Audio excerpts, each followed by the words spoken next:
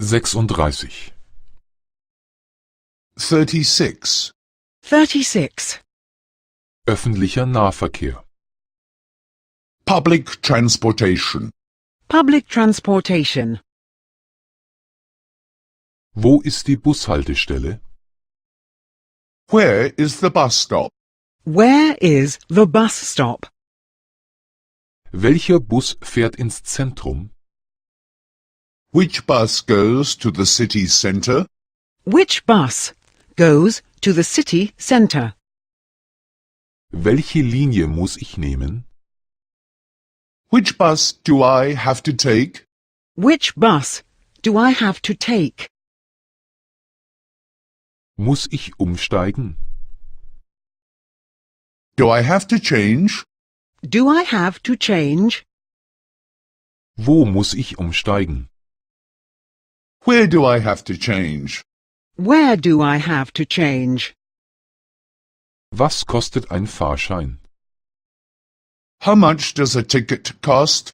How much does a ticket cost? Wie viele Haltestellen sind es bis zum Zentrum? How many stops are there before the city centre? How many stops are there before downtown? Sie müssen hier aussteigen. You have to get off here. You have to get off here. Sie müssen hinten aussteigen. You have to get off at the back.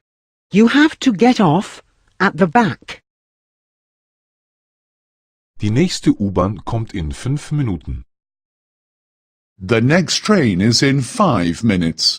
The next train is in 5 minutes. Die nächste Straßenbahn kommt in 10 Minuten. The next tram is in 10 minutes. The next tram is in 10 minutes. Der nächste Bus kommt in 15 Minuten. The next bus is in 15 minutes.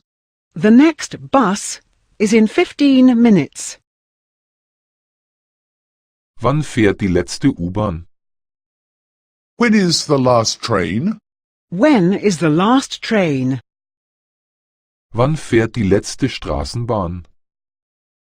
When is the last tram? When is the last tram? Wann fährt der letzte Bus? When is the last bus? When is the last bus? Haben Sie einen Fahrschein? Do you have a ticket? Do you have a ticket? Einen Fahrschein?